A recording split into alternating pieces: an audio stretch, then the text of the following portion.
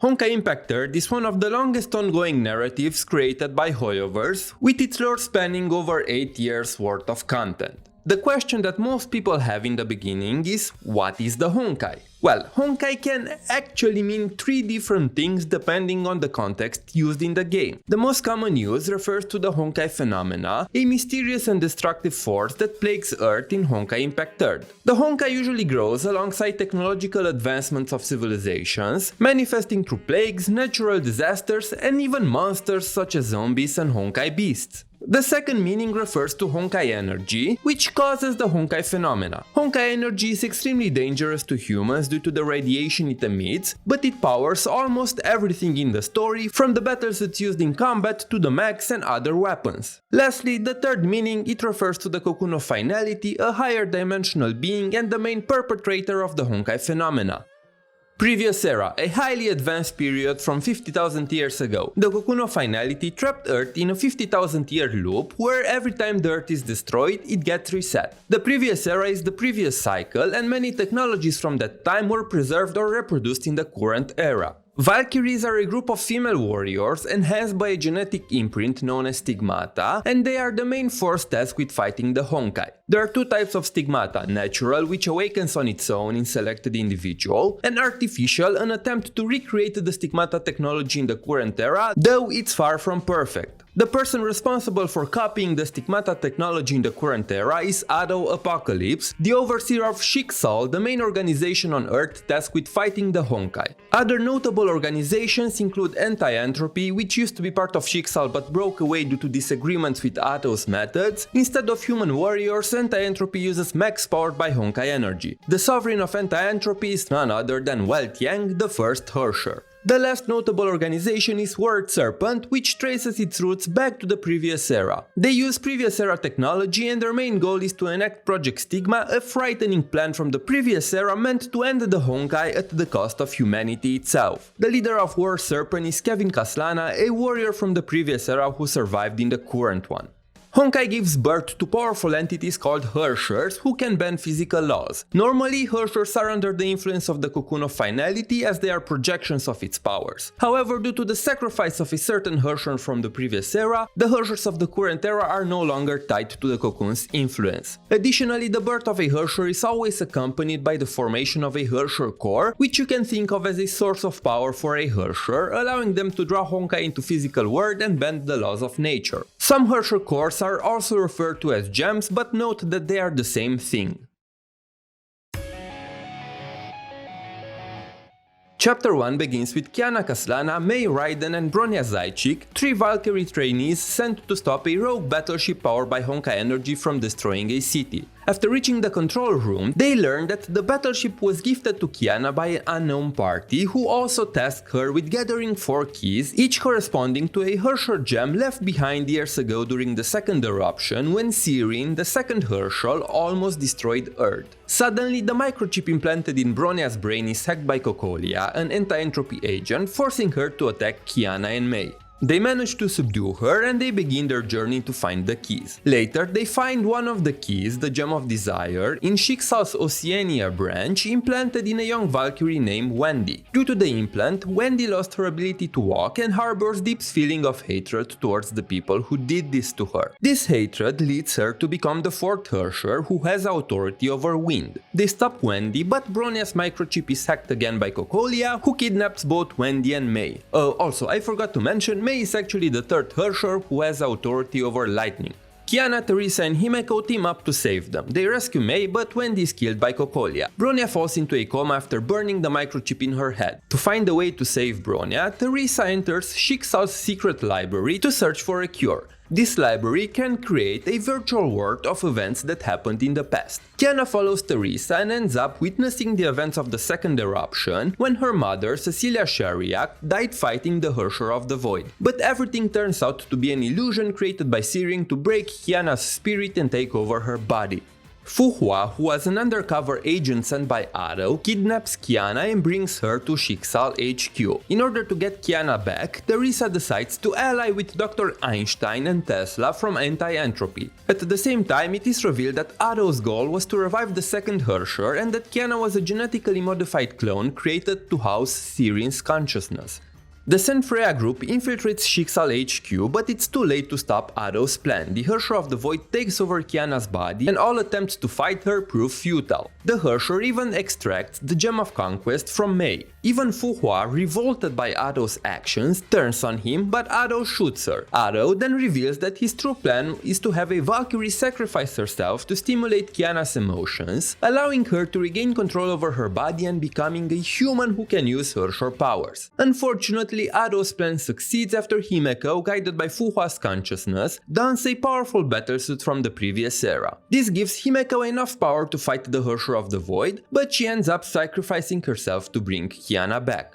The events pick up 4 months later. Kiana is still missing and the Saint Freya group heads to Arc City to make contact with a broker named Great Serpent, who has information about Kiana's whereabouts. By the time they arrive, Grey Serpent has already been killed by Rita, a Schicksal agent sent by Ado. Afterward, we learn that Grey Serpent is still alive. In fact, he's not even a human but a mass-produced robot behind the World Serpent organization. Their goal is to free their leader, Kevin Kaslana, from the Sea of Quanta. To explain this briefly, the Sea of Quanta is a chaotic space with its own unique laws. The sea also contains the so-called bubble worlds, which, as the name suggests, are unstable worlds born from the sea. Kevin, the leader of War Serpent, was cast into the sea 1500 years ago. We also learned that Tiang, the sovereign of Anti-Entropy, ended up in the Sea of Quanta and remained there to ensure that Kevin wouldn't escape. The group splits into two. Teresa, Bronya and Einstein go to the Deep, an ancient city from the previous era, after responding to Kokolia's emergency request for help, while Mei and Tesla continue to search for Kiana.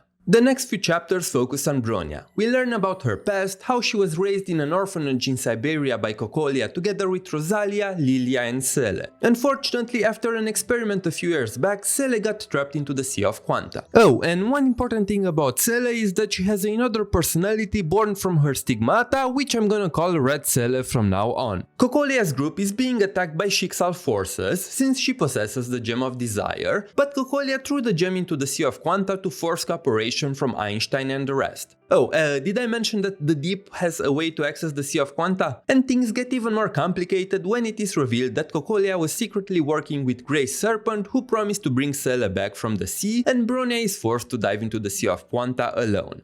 There, she meets a young boy named Joachim, who makes her undergo several trials in different bubble worlds where she reunites with Sele. The young boy is later revealed to be Tiang, who crafted these trials to pass on his Herrscher powers to Bronya, who becomes the new Herrscher of Reason. Meanwhile, Sele finds herself in a bubble world created from Kevin Kaslana's memories, the leader of War Serpent and the ancestor of Kiana's family. Inside this bubble world, Sele witnesses how Kevin and his companions failed to stop the Herrscher of Corruption from destroying the last remaining human cities 50,000 years ago. Kevin retrieves the Gem of Desire and is finally able to leave the Sea of Quanta, defeating both Bronya and Welt. Thankfully, everyone survives and Bronya and Sele are reunited after many years.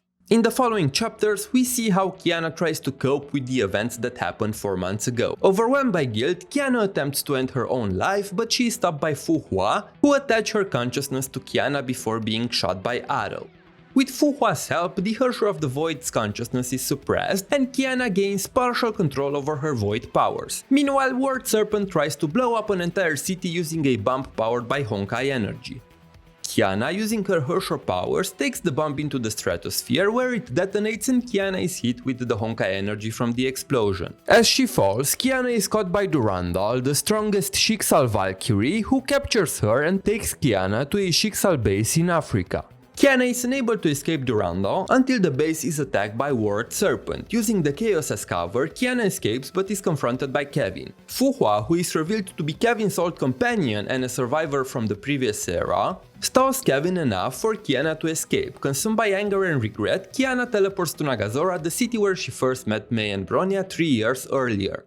Mei and Tesla pick up a signal left by Kiana and arrive at Nagazora. They follow her and meet a homeless girl named Sora, who, along with other children, lives in the ruins of the city. The children are cared for by an individual they call Sensei, revealed to be Raven, an agent of Word Serpent who is there to kill Kiana. While they initially work together to fight Kiana, Mei and Raven eventually fight. After witnessing Mei's determination, Raven relents and allows her to reunite with Kiana. The two are reunited once more, but this time it is revealed that the Herschel courts are poisoning Kiana and she only has 2 months left to live. After learning this harrowing truth, Mei desperately searches for a cure, and the only one who promises a solution is none other than Kevin Kaslana. Kevin tells Mei that she must become the Herrscher of Thunder again, which will remove the Gem of Conquest from Kiana's body, giving them enough time to implement Project Stigma and save the world from Honkai. To do this, Mei agrees to join Word Serpent and help them. While all this happens, Atto and Kevin form an alliance. Atto opens up an imaginary singularity in Nagazora, and Mei absorbs the Honkai energy to become the Herrscher of Thunder once more. After hearing what happened, Kiana tries to stop Mei from leaving, but after a heart-wrenching conversation, Mei departs with the Word Serpent.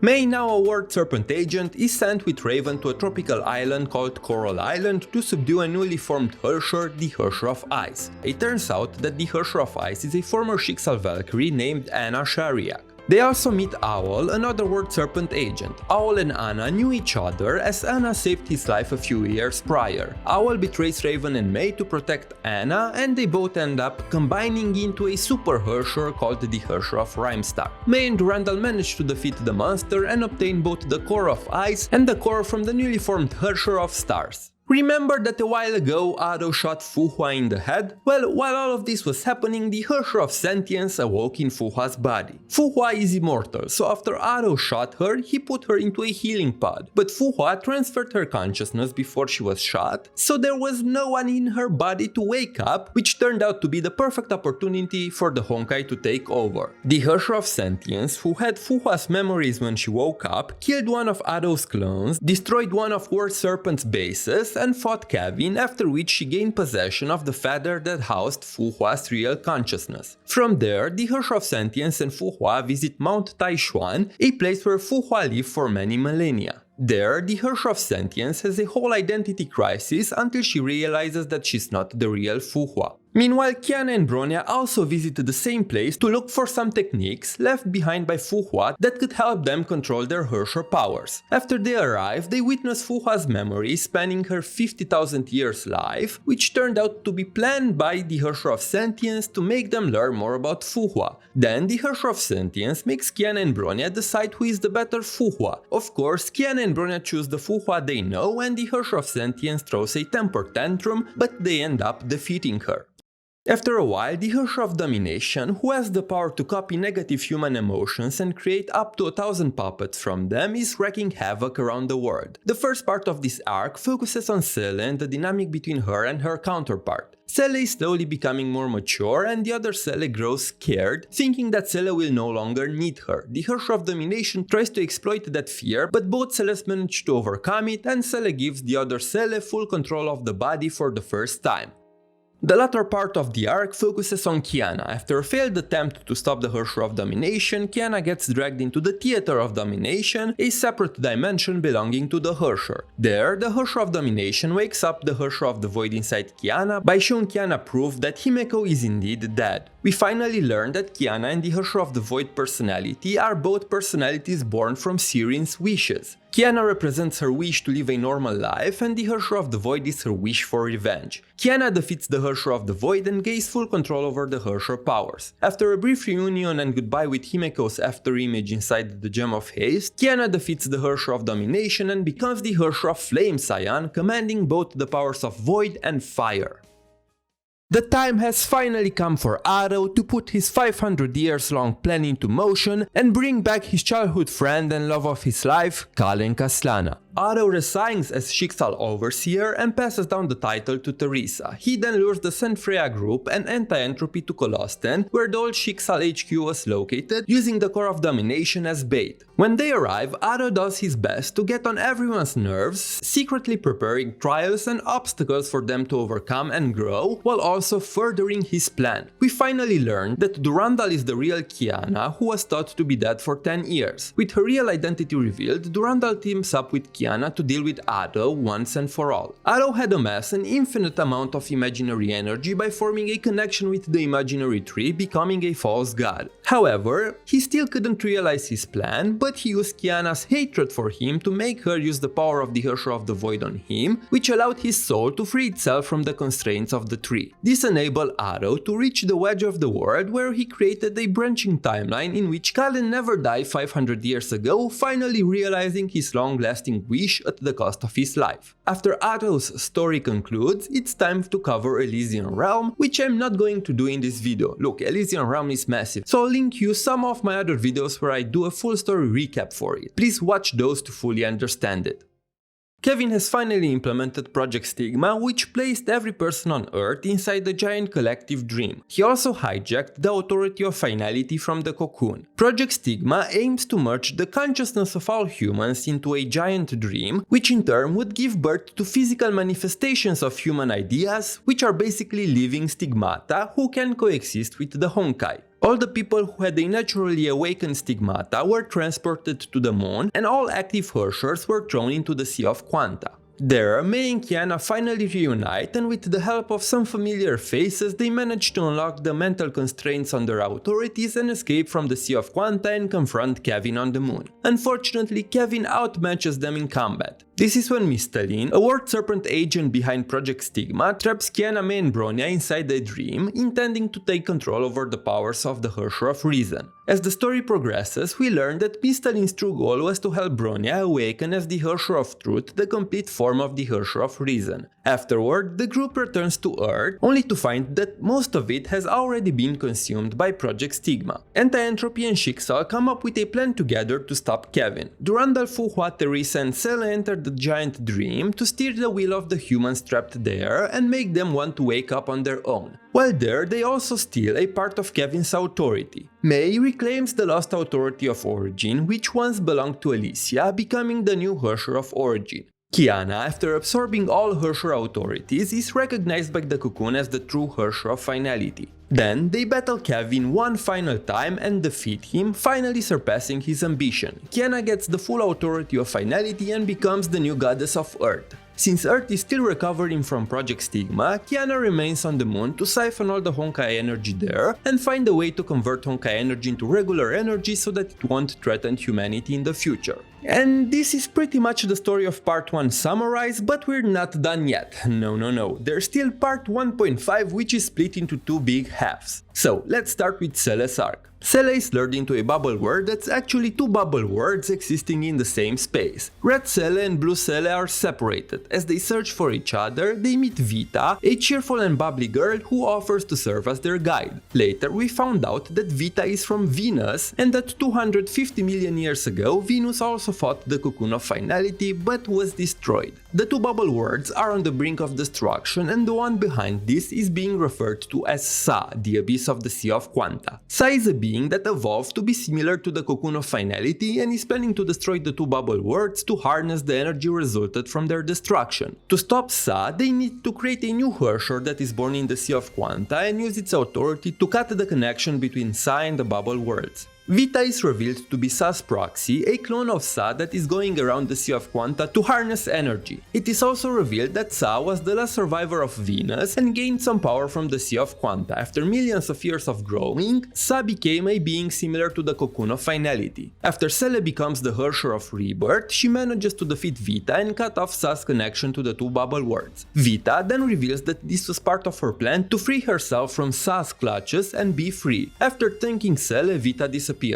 The second half happens on a dwarf planet at the edge of the solar system called Phosphorus. Fuhua is teleported there by a mysterious force. There, Fuhua meets 7 city representatives who all look like child versions of Vita. As Honkai beasts keep appearing on Phosphorus, Fuhua and the small Vitas begin investigating. Soon, Fuhua learns that Phosphorus was, in fact, created from the seeds carried by Grisio, one of her fellow flame chasers from the previous era, while implementing Project Arc. Project Arc was supposed to be an alternative to Project Stigma, and Grisio was tasked with finding a suitable planet without Honkai to rebuild humanity. Sa lured Grisio here and stole the genomes from the Arc to create life. Grisio fell into a deep slumber, but Fuhua wakes her up. We also learned that soon after Vita left the bubble world where she fought Cell, she was captured by Sai and imprisoned inside a small pocket space in the Sea of Quanta. With Fu Hua's help, Vita escapes. The one who brought Fu Hua here was Su, another flame chaser and the same person who threw Kevin into the Sea of Quanta 1500 years ago. After ascending to a higher plane, Su was able to observe our world and came up with a plan to stop Sa by bringing Fu Hua here. Fu Hua, Grisio, Vita, and Mistalin managed to push Sa back, and just before Sa was about to flee, Kiana fires a beam of energy at it from the moon, essentially eradicating all its roots from the proper world. Inside the Sea of Quanta, Sa is extremely weakened, and Vita takes this opportunity to kill it and take over its authority. Now that she is completely free, Vita leaves Phosphorus and her story will continue on Mars during part 2.